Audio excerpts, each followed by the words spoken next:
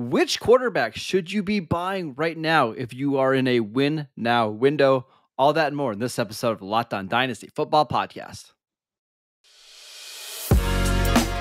You are Locked On Dynasty Football, part of the Locked On Podcast Network. Here are your hosts, Mosher and Kate Magdziuk. Today's episode is brought to you by BetOnline. BetOnline has you covered this season with more prop odds and lines than ever before. BetOnline, where the game starts. Welcome into the Locked On Dynasty Football Podcast, everybody. I am Kate Magdziuk. You could follow me on Twitter at FFBallBlast. And my co-host is back. I am joined by Marcus Mosher. You can follow him on Twitter at Marcus_Mosher. Hashtag refreshed to help us break down some of these win now trade targets. So don't miss out. We're going to be breaking down quarterbacks and running backs this week. Matt and Ryan will be taking wide receivers and tight ends that will help you in your win now window for your Dynasty League. So subscribe, leave those 5-star reviews. Marcus, how was your vacation? We missed you, buddy. It was fantastic. I feel great. I feel refreshed. I was sitting on the beach with my fantasy football magazines, just kind of trying to get all caught up. That's the oldest man thing you've ever said. Oh, I do. I buy all the magazines and I just sit on the beach and I read them all. Lindy's is my favorite. Shout out to Lindy's, but I'm sure your wife loves that. Yeah, I hardly saw her at all. It's great. So Kate, we're going to talk about some win now quarterbacks that you should go ahead and trade for now. But we had some big news in the NFL happen on Sunday afternoon. Some just awful news. John Mechie, rookie receiver from Alabama, who the Texans selected in the second round, announced on Twitter that he is battling leukemia and that he would likely miss the 2022 season. Now, if you remember, Mechie also tore his ACL earlier in the college football season. It was going to be kind of a fight for him to get back on the field early anyways. But I mean, we don't need to talk about the dynasty impact and all that kind of stuff, but we just want to say thoughts and prayers to John Mechie and his family. And we're rooting for you, buddy.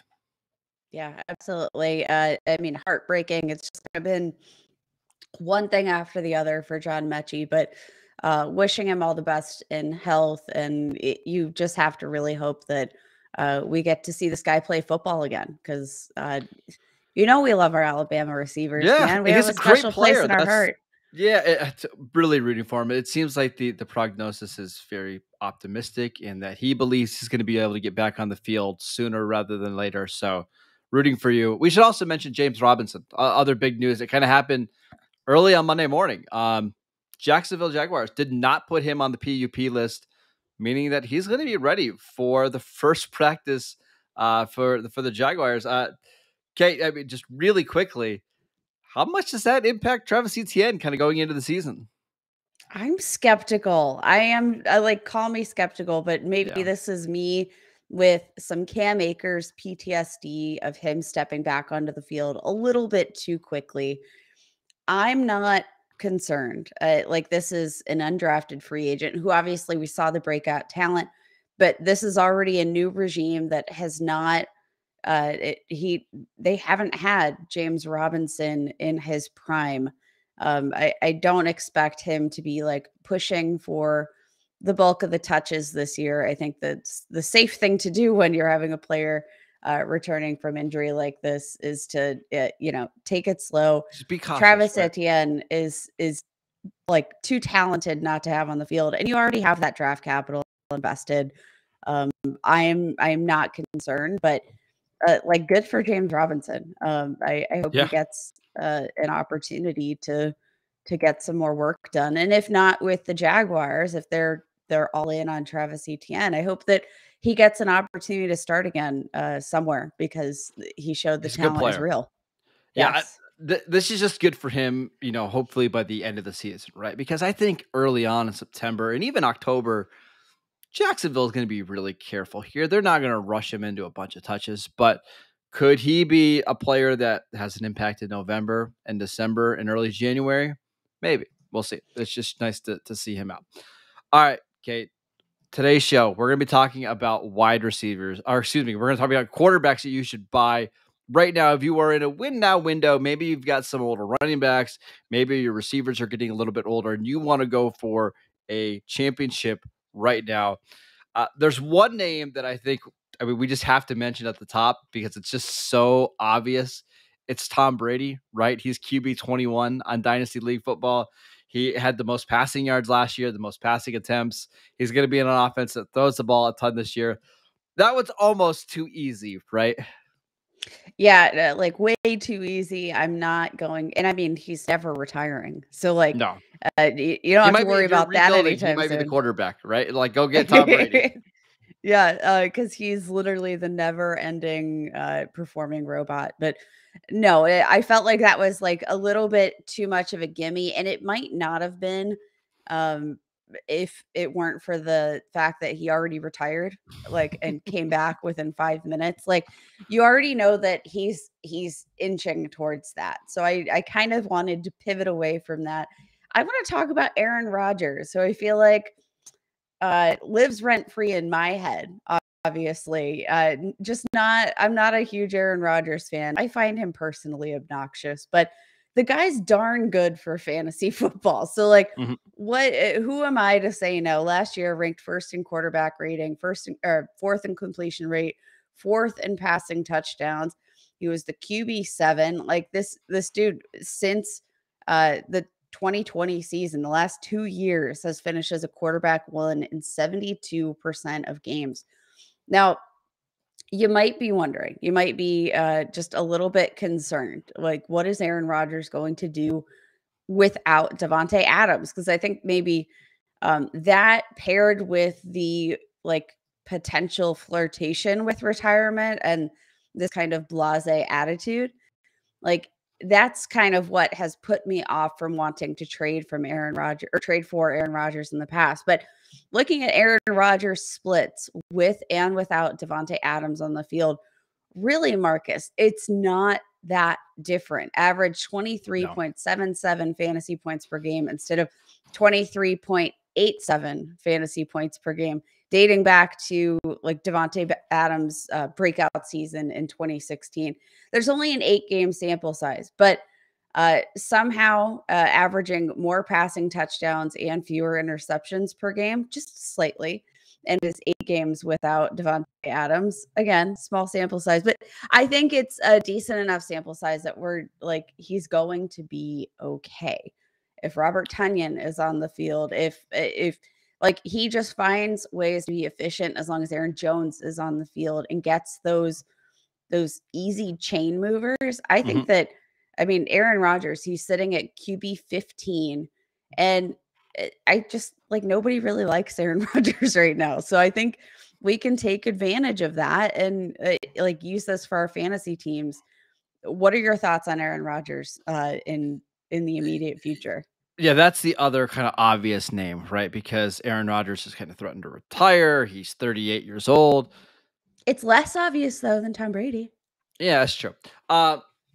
I'm not opposed to trading for Aaron Rodgers if you're in a win now window.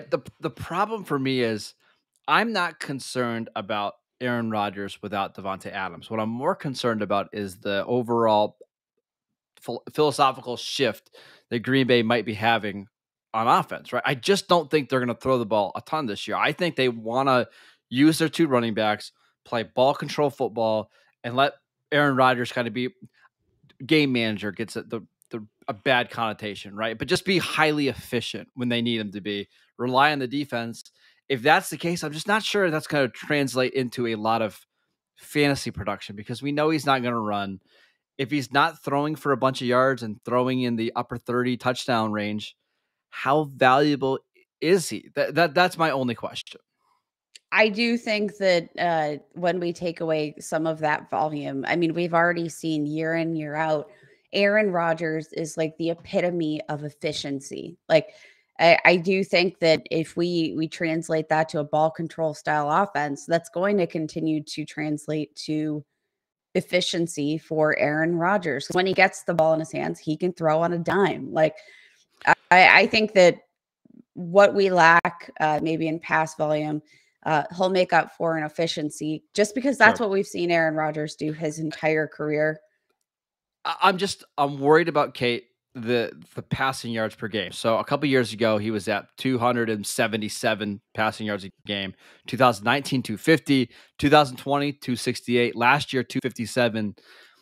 If he's back to, let's say, 35 passing touchdowns this year rather than 48 like he was in 2020, and you're not getting anything from him as a rusher, I think it's more likely that he finishes as like quarterback 11 than quarterback 4. And if that's the case, I'm just not sure there's a lot of value in trying to buy him, right? Because you're kind of buying him where he's going.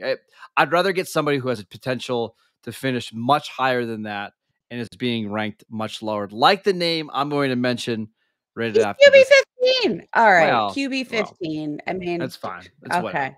You're getting greedy. That's all right. BetOnline.net is the fastest way and easiest way to check in all of your betting needs. Find all of your favorite sports and events at the #1 online source for odds, lines, and games.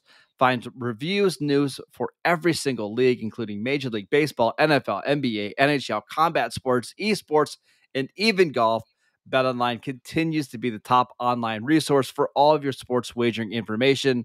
From live in-game betting, scores, and podcasts, they have you covered. Head to BetOnline today or use your mobile device to learn more about the action happening today. BetOnline, where the game starts. All right, you mentioned Aaron Rodgers as one of your favorite win now quarterback buys. How about we stay in the same division, okay? And we go with a guy by the name of Kirk Cousins. So he was my other candidate, Marcus. Oh my goodness, we're in sync. So Kirk Cousins, currently being ranked as quarterback 20, quarterback 21 on Dynasty League Football. He's been pretty good over the last 2 years, Kate. 35 passing touchdowns in 2020, 33 in 2021. He's getting the boost of Kevin O'Connell coming in. They're talking about making this offense more explosive, being more pass happy. They've got one of the best receivers in the league in Justin Jefferson, a very good number 2 in Adam Thielen. They're getting their tight end back in Irv Smith Jr. Dalvin Cook is talking about lining up in the slot more. What if Kirk Cousins gets that little Sean McVay coaching tree bump, and all of a sudden we see him going from 4,200 passing yards to 4,600 passing yards, and from 34 touchdowns a season to 39. It's not impossible, and if that's the case, we're talking about somebody who could legitimately be a quarterback 1. I mean, he has been a quarterback 1. That's the beauty, yep. Marcus, is that Kirk Cousins has been performing as a quarterback 1. We just don't again, he's not the sexy pick, but here's what I want to make the case. I think there are a couple of different ways that you can have a player when you're weak. Obviously, you're looking for the boom games. You're looking for the boom production. You're looking for the high upside, which I do think he has, because I think he's one of the most underrated quarterbacks on the field in general. But I think with the weapons around him, with the changing in the coach situation, I don't know if all of y'all had just heard this interview with former linebacker Ben Lieber, coach or quote from his recent interview. I think he's finally going to really thrive in a system and with a coach that actually respects him. I mean, it's not like I'm breaking news here that Mike Zimmer did not like Kirk Cousins. I again don't think he's exactly breaking news, but he didn't want to play the style of football that led to a bunch of passing yards. He very much wanted to play ball control, keep the game close to the end, and we'll see what happens. Yes, and that's fine. That's totally fine. But Marcus, Kirk Cousins has been a QB1 in 4 out of the last 5 NFL seasons. Not going to maybe win you that many weeks, but he is not going to lose you that many weeks. And I do think that that is kind of the kicker here. And that's what I want to acknowledge with Kirk Cousins is that, you have certain opportunities, and maybe this is a roster construction thing. If you have a highly volatile roster, Kirk Cousins is the perfect anchor for some of those bigger boom and bust players. Yes. To give you some stability in your roster. But the Vikings in 2021, 12th in pass or 12th in total yards, 14th in points scored. Cousins ranked 10th in attempts and completions. And Marcus, just listen to this because this kind of blew my mind. He had 106 more passing yards in 2021 than Aaron Rodgers. Exactly. He had 2 more games of 300 or more yards, 4 fewer touchdowns, so I'll give you that, but 4 more touchdowns of 40 plus yards. Like, he has explosion. I'm all in on Kirk Cousins. Please and thank you. And we just talked about the philosophical change, right? For Green Bay, I think they're going to be throwing the ball less. I think Minnesota is going to be throwing the ball more. So if I told you, Kate, at the end of this year, Aaron Rodgers and Kirk Cousins both play, let's say 16 games, and Cousins had 500 more passing yards, I don't think you would be shocked, just because I think Minnesota is going to want to throw the ball more. And we know that Cousins is efficient. Plus, he's got freaking Justin Jefferson that he's throwing the ball to. Like, that really, really helps, right? He can turn a 5-yard slant into a 75-yard touchdown. That matters. This offense is one that I'm actually really excited about this year, and that's why I'm buying Kirk Cousins right now. Yeah, I'm 100% all in on this with you, Marcus. It feels great to know that there's finally some respect being put on Kirk Cousins' name. So I'm gonna head into this short break here, very happy, smiling ear to ear. Yeah, this is a great quarterback too if you want to stack with Justin Jefferson. Like, if you're in a super flex league, you can go get Kirk Cousins as your QB2, and it costs you not a ton. Again, for most people, he's being ranked outside the top 20 quarterbacks, and you're going to get somebody who is a great bet to finish as a top 12 quarterback for very cheap. Absolutely love it. All right, we got one more quarterback I want to talk to you guys about. But before we do that, I want to tell you guys about Dave. If you're living paycheck to paycheck or struggling to make ends meet, it can be really stressful when unexpected expenses come up. Now Dave can help you get out of a pinch when you really need it. Dave is the banking app that can help you get up to $500 instantly with extra cash. That's more money to fill your tank, buy a wedding gift, or catch up on bills. You can finally tackle those expenses that have been stressing you out without any hangups. There's no interest and credit check needed. Millions of people have already downloaded the Dave app to get the financial relief that they need with extra cash. So if you're in a pinch and you need some extra help, download Dave and think of it as a helping hand from future you. Download the Dave app from the App Store right now. That is DAVE. Sign up for an extra cash account and get up to $500 instantly. For terms and conditions, go to dave.com/legal. Instant transfer fees apply. Banking provided by Evolve, member FDIC. All right, Kate, let's talk about one more quarterback that I've got here, and I want your thoughts on this one. Matt Ryan. I've seen a lot of discourse on Twitter about Matt Ryan. Some people think he's turned into dust. Some people think it's a major upgrade over Carson Wentz. Right now on Dynasty League Football, he's being ranked as quarterback 24. He is 37 years old. We saw the arm strength kind of diminish last year. He's never been a great athlete, but he's even more of a statue now than ever. Are you buying that Matt Ryan could be a potential QB1 here in 2022? Absolutely. I think there will be a high enough volume. I think the partnership of efficiency that Jonathan Taylor provides, paired with what we've seen from Matt Ryan in the past. It's not as though we haven't seen him be a capable passer. He gets an upgrade in offensive line. Like, this is just a much better overall roster. I think you have, Nyheim Hines, even one of the most underrated receiving backs. You've got Michael Pittman, who I would not be at all surprised for yet another breakout season. I just think this roster has so many pieces that we're missing in Atlanta, and I think that this is, kind of a chance for another rebirth a little bit. That's a gross word, but I like that pick, and I think the beauty, again, Marcus, comes down to the fact that, like, you don't need to trade an arm and a leg for these people to compete. Matt Ryan, what is his latest ADP over on Dynasty League Football? Because they can't imagine that it's very high. Yeah, he's QB 24. You can get him for basically nothing. I mean, you can trade That's a sneeze. Yeah. Why couldn't he be 2020 and 2021 version of Kirk Cousins, right? Like just somebody who is in a very efficient offense that's going to utilize the run a lot. Probably not going to lead the NFL in passing yards, but 4,200-ish passing yards, low 30 touchdowns, be really efficient in the red zone. I could see him doing something like that. I think the days of him throwing 39, 40 touchdowns are certainly over, but low 30s, have a high yards per attempt, don't have a lot of interceptions. I certainly in the realm of possibilities for Matt Ryan.